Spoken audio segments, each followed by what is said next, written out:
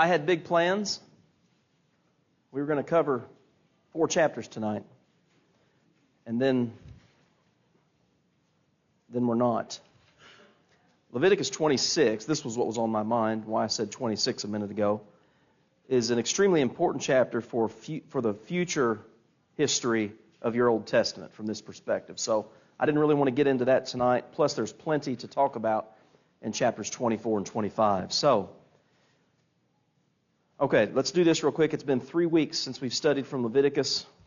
Why should we even study it?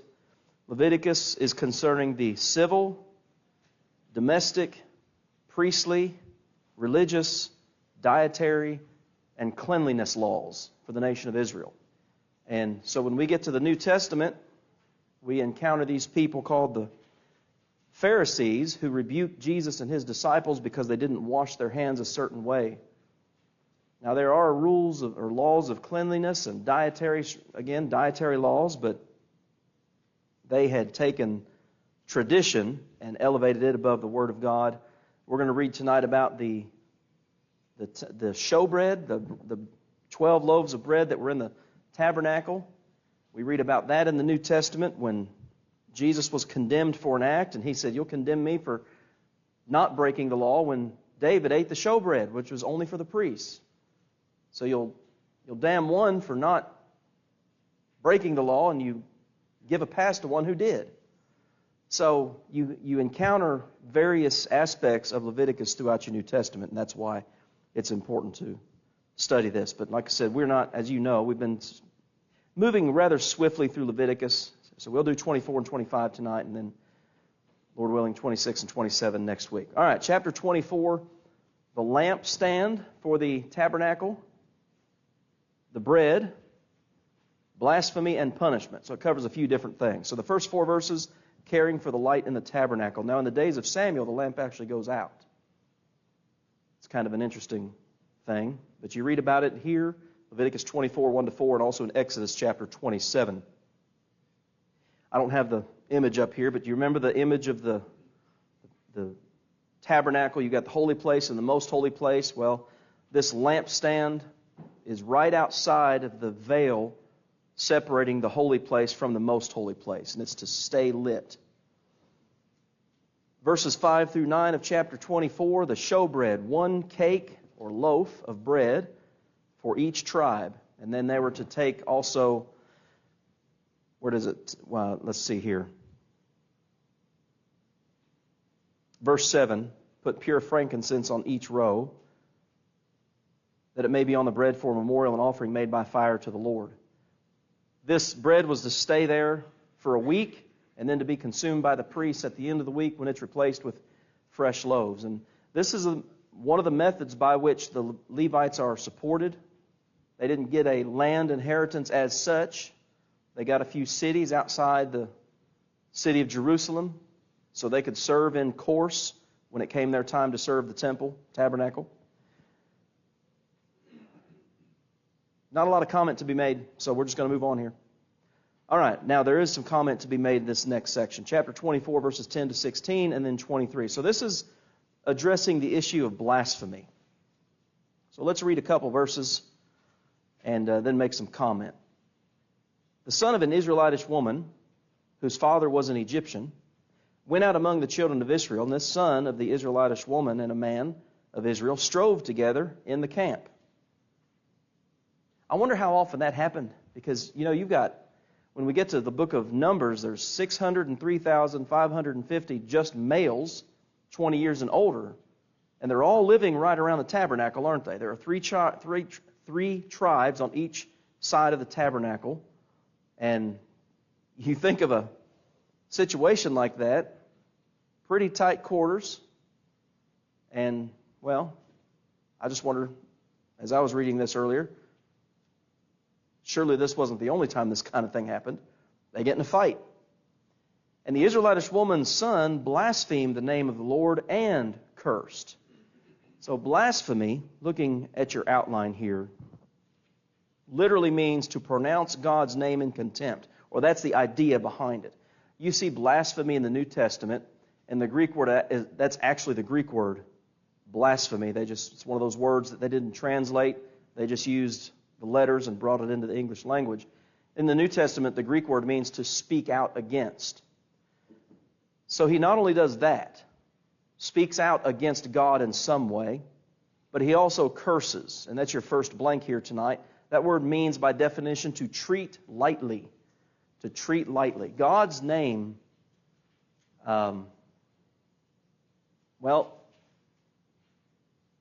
somebody turn over to Psalm 9, and I want you to read verse 10. God's name is more than just a combination of letters that make a certain sound when you put them together. Psalm 9:10, somebody.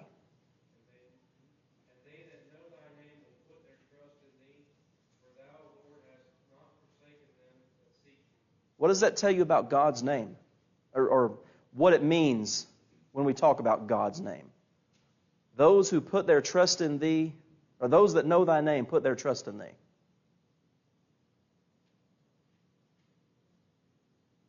What's that mean? What does name mean there? Does it mean the combination of letters that make a certain sound when you pronounce them together? What does it mean? It's His nature. It's His character. If you know the nature of God, the character of God, you will put your faith in Him. And so, I was actually reading an article today from a Jewish website on cursing and blasphemy, and every time they would say the word God, it would be the letter capital G and then a dash and then the letter D. They won't even type it out. They're not pronouncing it because they might mispronounce it. Now, I think that's a bit extreme. Obviously, you have New Testament writers writing and speaking the name of God, so you can take it to an extreme. However, this idea of disregarding the name of God, that's a whole other story. So who wants to read for me? I got two passages here. Raise your hand. All right, Sarah, get Exodus 3:14 and 15. Jeff, did I see you? Exodus 20, verse 7. And just read them when you get there.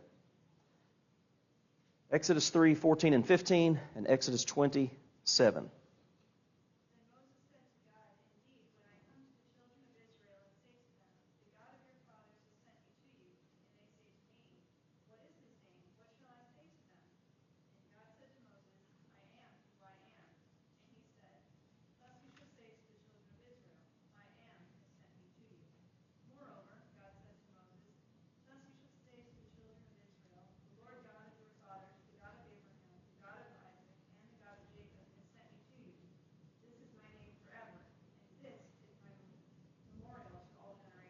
Okay, the name of God expresses His eternal nature. It expresses His character. Again, this is not just phonetics, right? The sound that letters make when they're put together. I am who I am. It's I be. That's one way it's translated. I be. I exist. This is, again, His eternality. All right, Exodus 27.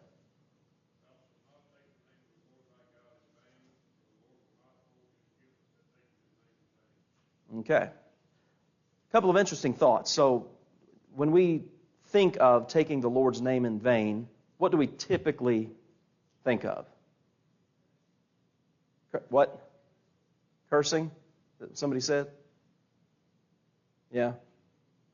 Get excited about something or angry about something. Hurt yourself. Yeah, hit the wrong nail with a hammer. Okay. That's where I'm going. It's more than just saying something. And it's kind of presented that way throughout Scripture too. It's like taking the Lord's name in vain is essentially claiming one thing and doing another. Claiming fidelity to God and then living the complete opposite of that. That's the idea of taking the Lord's name in vain. It can't just be limited to a word we say when we're angry or when we're hurt or excited or whatever. But the name of God is used awfully lightly. There's no question about that in our world. So, this fight between these two men leads to that. You will notice that he is not punished for the fight. He's punished for blaspheming the name of the Lord, and cursing. So this is kind of like the Ananias and Sapphira sin in Acts chapter 5. This is like a major event, really, in the history of Israel. We don't have anything like this recorded as of yet, although what Jeff read to us back there in Exodus chapter 20, the law's already been given. So what do we do here? They put him in ward. Okay, they arrested him, verse 12, that the mind of the Lord might be showed them, the King James says. They might know what the Lord thinks about this. Well, I think that's a significant phrase at the end of verse 12. How do God's people react to sin? How should God's people react to sin? Well, I need to know what God thinks about sin, what the consequences are. Well, first of all, what sin is, but what the consequences are. And, we're told in the New Testament, both in Romans chapter 7, we're told in Galatians chapter 3, that the law was added because of transgression. It tells you what sin is, what the consequences are, and that, for our day and age, for our culture, with everybody having his or her own truth, sin is kind of off the table because, well, I might say things and do things that you wouldn't do, but I'm just living my truth. I'm just being me. Well, that leads to nothing but chaos. That leads to nothing but disorder. There has to be a standard of right and wrong. And not because I say so, or because you say so, but because there is right and wrong. Nature tells us that there is right and wrong. There is morality. There's consciousness towards right and wrong. And Romans 2 even talks about that. The Gentiles didn't have the written law, but it says they have this law within their hearts. The Jews had the written law. The Gentiles didn't, but they even knew that there were things you don't do. So anyway, we need to know what the mind of the Lord is in regard to sin and in regard to punishment. So you bring him forth, he is cursed, bring him outside the camp. Let all that heard him, what's significant about that? Let all that heard him lay their hands upon his head.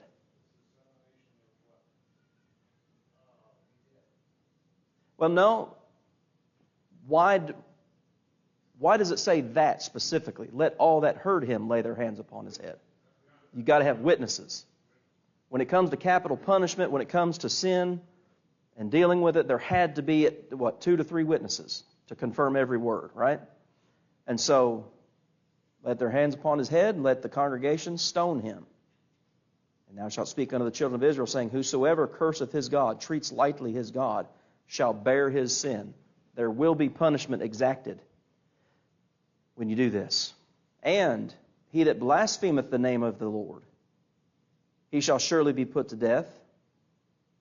And all the congregation shall certainly stone him, as well as the stranger. You remember, I've kind of emphasized that as we've been going throughout Leviticus. It's not just for the Israelites. The strangers too, the non-Jewish people. You treat them as one that is born in the land. When he blasphemes the name of the Lord, shall he be put to death. So, we understand that we are not under the jurisdiction of the law of Moses, but do you think there's a lesson to learn from here, from this chapter here, about how we speak of God and how we speak of how we live, how we speak and how we live?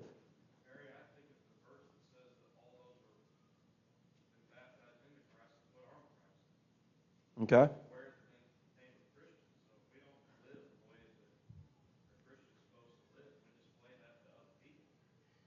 Yeah.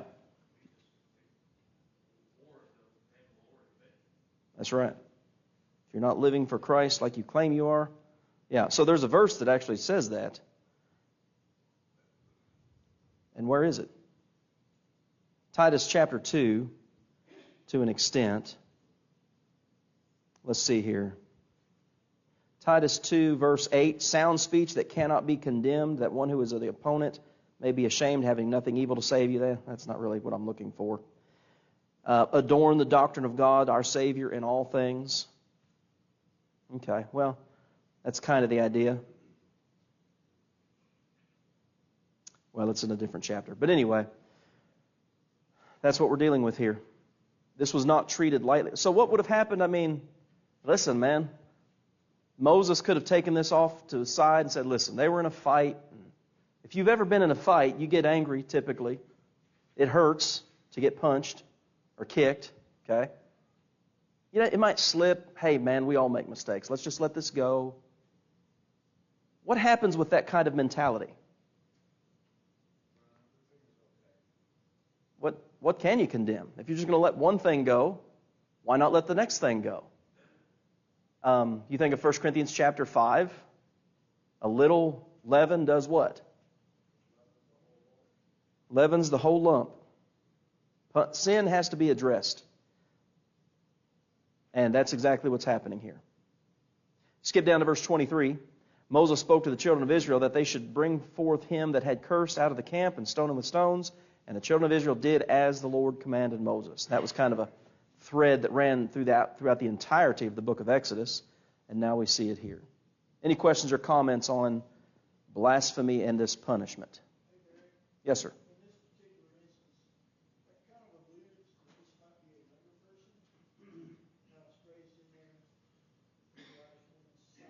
The son of an Ish, yeah.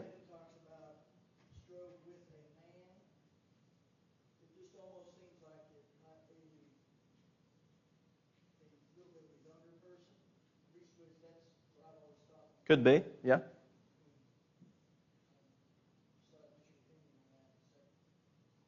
That's very possible because you're right.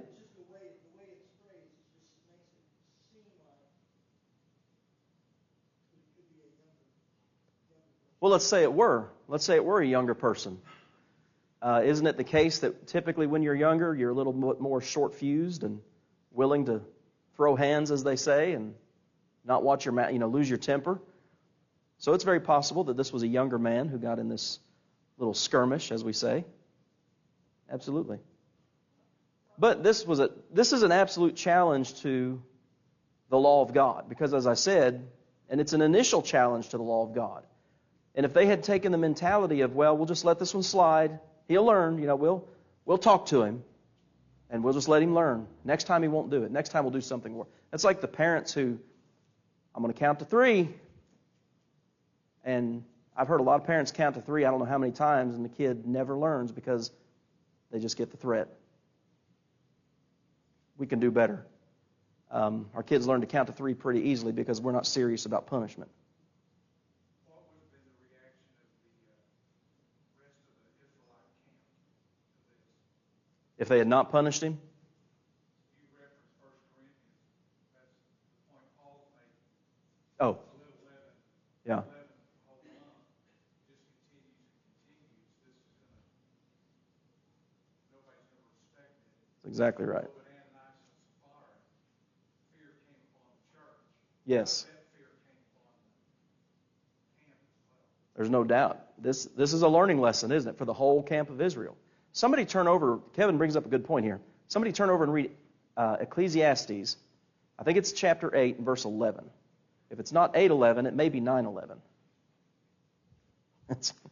It's somewhere in Ecclesiastes. 8:11. What? Did I cut somebody off a minute ago? Who was it? What were you saying, Miss Sharon? You don't remember, do you? Okay. Well, I'm sorry. It worked, but I'm sorry. You have to speak louder so I can hear you cutting in on me. Ecclesiastes 8, verse 11, somebody.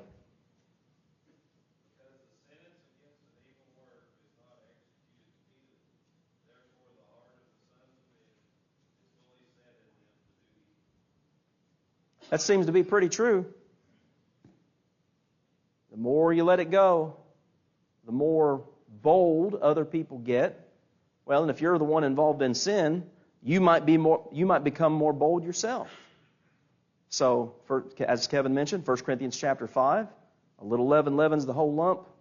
There's that theme. Well, you reap what you sow.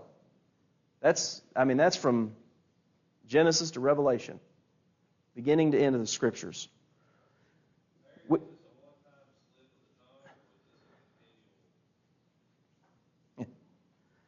Well, I mean, okay, let's think about that for a minute. A fight is a stressful thing to be in. Okay? You're trying to control your temper.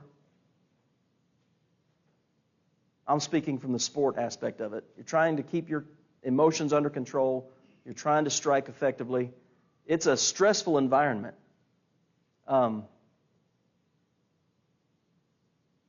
You're more apt to, in a stressful environment, say things that you normally wouldn't say, but perhaps you're used to saying in a different type of setting.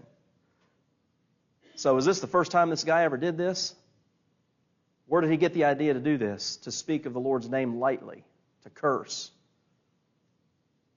Could we infer maybe that he had done this before? I don't know.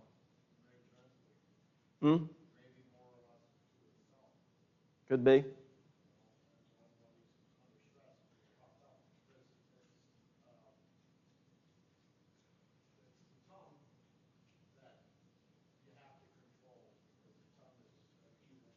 Yeah.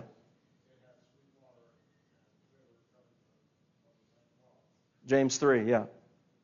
With it we curse men and bless God. Yeah.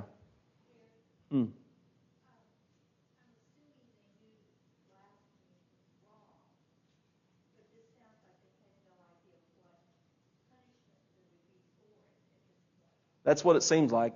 How do we handle this? Because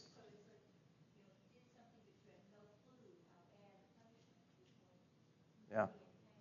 Well, what Jeff read to us there in Exodus 20 and verse 7, thou shalt not take the name of the Lord thy God in vain, for the Lord will not hold him guiltless who takes his name in vain. Now that's kind of a vague statement. Well, guilty how? Well, this is how. It's like if there's the warning, there's the law in Exodus 20, here's the punishment for that. For that transgression. So that's why they put him in custody and had to hear what the Lord had to say about this. As much as this should be a deterrent, death or sinning, doing the wrong thing, it didn't seem to work very good if you look at history. I mean, they just fell away so much. Israel was really bad at that, up and down and up and down. Well, it got to the point where they didn't even know where the book of the law was. What is it? The days of, was it King Josiah? That they're rebuilding the temple or restoring the temple, and Hilkiah says, I've found the book of the Lord. Well, if you found something, what does that imply? That's what I mean, the deterrent didn't work. Yeah. People just kept sinning. Sure. And they didn't all get killed for sinning. Well, not everything was capital punishment, though. That's one thing. Some sins were. But yeah, they just... And see, another thing we have to remember, too, is this is not much time after the deliverance of the law. So they are, in essence, in a learning process, but the law still stands regardless. Doesn't matter if you've had it for a month or for 100 years. The law is the law. And whatever the punishment is for whatever the transgression is, it stands regardless of time. Right? Every time I think of this, though, I think of power means a lot. King David should have been killed when he did what he did. I mean, that was something he should have been killed for. Well, think about this. How many witnesses did there have to be for capital punishment? 2 or 3.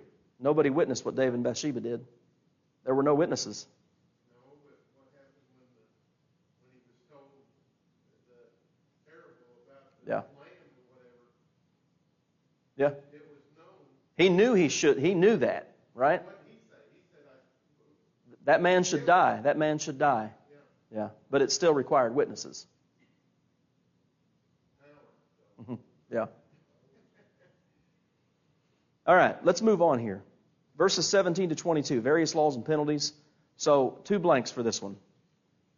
These verses emphasize the necessity of justice and punishment. So punishment, Keith used the word deterrent, right? Punishment should serve as a deterrent. But I suppose you could ask anybody who deals with that kind of thing, Steve, that doesn't always work, does it? Sentences, punishments, they don't really deter people. For crime. Okay, so you've got murder, killing some. Now, murder, what's the punishment for that under the law of Moses? Death. Okay? Killing someone's animal. Will you restore the animal? Injuring others. These laws applied to both Israelites and the strangers who dwelt with them. Now, verses 19 and 20. If a man cause a blemish in his neighbor, as he hath done, so shall it be done to him. Breach for breach, eye for eye, tooth for tooth. As he has caused a blemish in a man, so shall it be done to him again. Eye for eye. Okay. This is called the law of retaliation. This did not permit private revenge. That's your next blank. Revenge.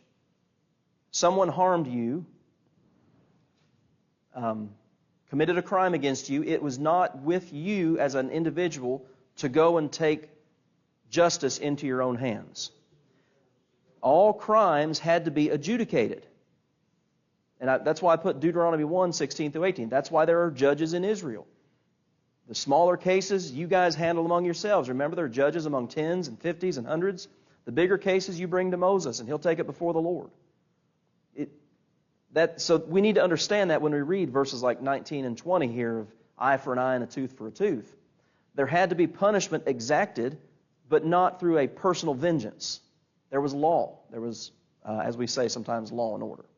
So all crimes had to be addressed in what we would refer to as like a court system, in essence. So we need to be clear on that, what that means. Yes?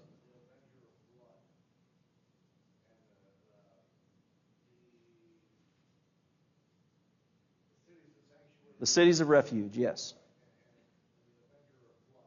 Okay.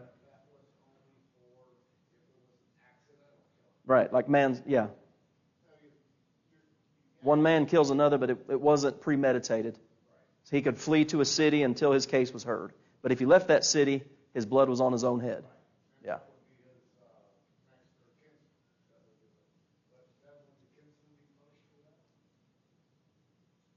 Not so far as I know, because he was told to stay in that city until his case was heard.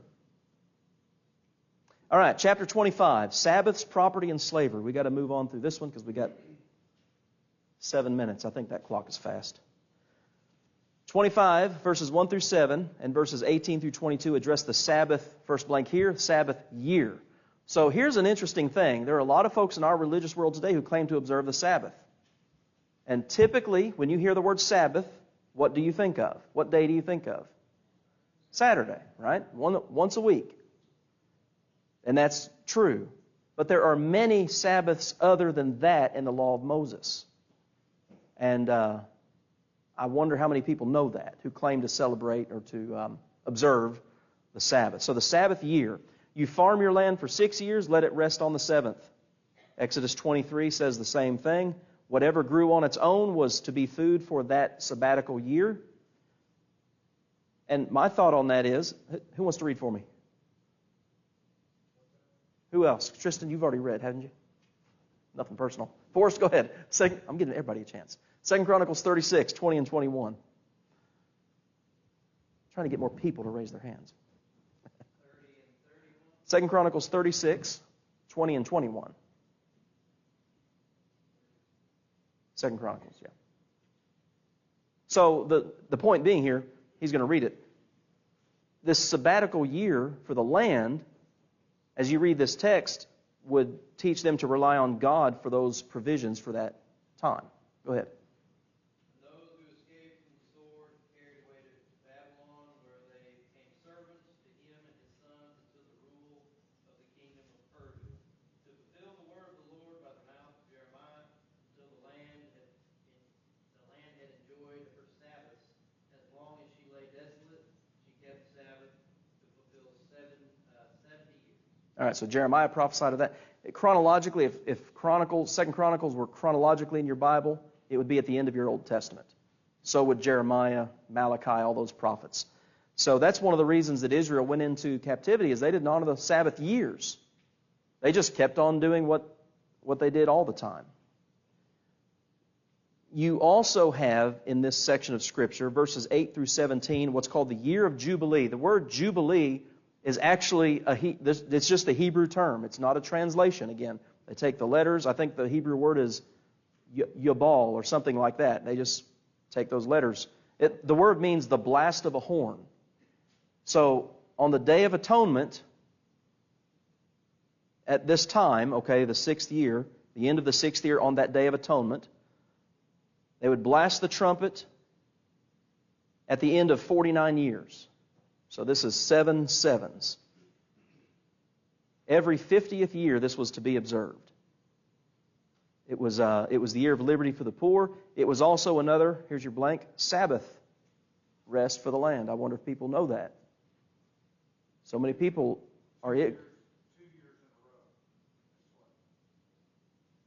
Hmm? The Sabbath year was 49, and then Jubilee was 50. So I was told at one time that would be 2 years in a row. 2 years in a row. Here's how I understood it. They blew the trumpet on the Day of Atonement in the 49th year, and then that's when it started through the 50th. Is that... You're saying 2 of them. But year 49 would be the 7th year of that 7 cycles. Yeah. So 49 would be year of Jubilee, or year Sabbath year. Right. And then 50 would be... Oh, okay. Yeah, I got you. The 7th 7, and then the 50th. Is that, I mean, I don't know where that came from or whatever, but that's, I heard that. Yeah. Well, wasn't the Jubilee where somebody sold a lot of land? We're getting to that. Yeah. Yeah, year of Jubilee. We'll get to that in a second. So here's what we need to understand about the year of Jubilee. The Promised Land was initially divided among families, and it was to remain theirs. The law of Moses did allow, if you were destitute, you could lease your property. Property could not be, the Promised Land, your lot, could not be sold permanently. You could lease it out for money. Or yourself. You could sell yourself into servitude, essentially.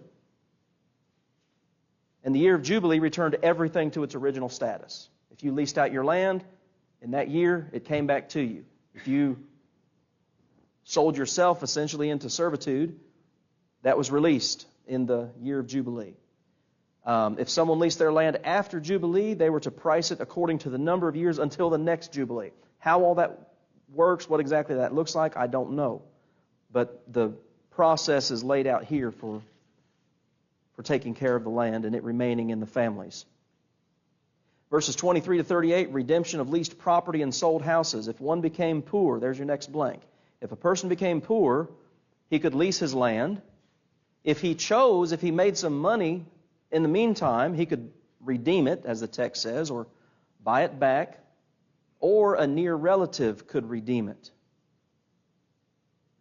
Who does that remind you of in your Old Testament? The book of Ruth. Okay? If not bought back, it would be returned in the year of Jubilee. If you sold your house that was within a walled city, the seller could redeem it within a year. If not, whoever bought that house within the walled city, it became their property forever.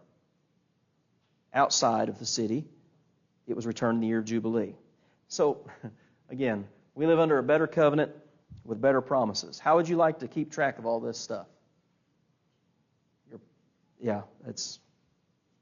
It's the law of God, and it's, as Romans 7 and verse 11 says, the law is holy and just and good, but I'm thankful I don't live under it. I'm thankful there's a better covenant. The house of the Levite sold had to be returned in the year of Jubilee regardless. Because why? They didn't get a piece of land. They didn't get a tribe as such.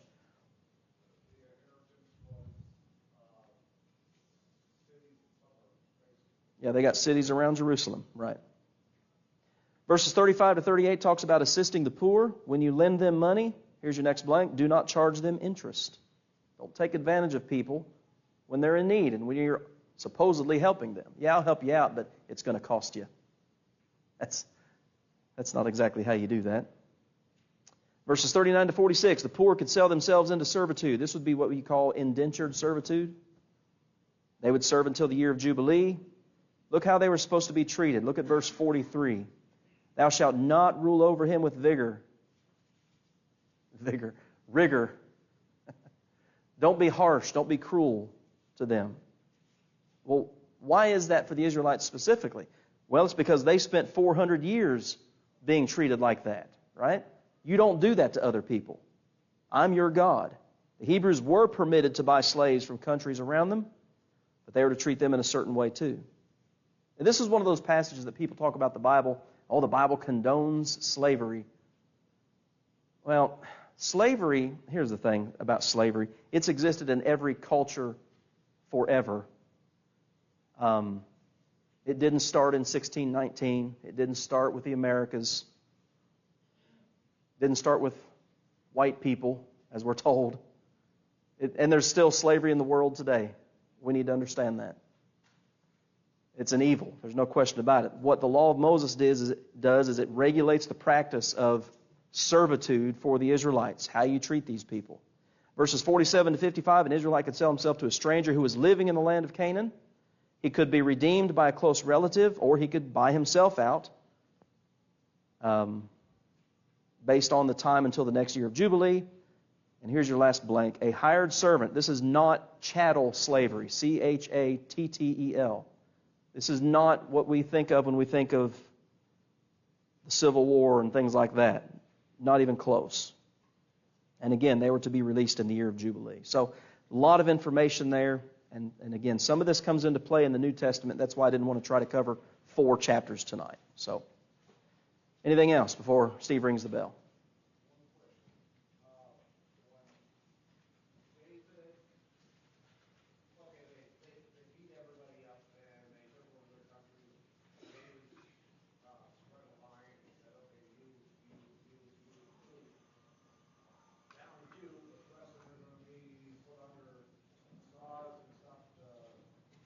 To build the temple.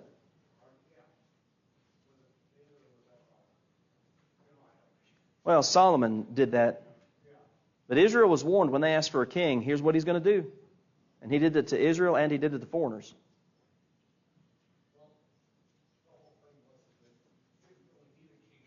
No.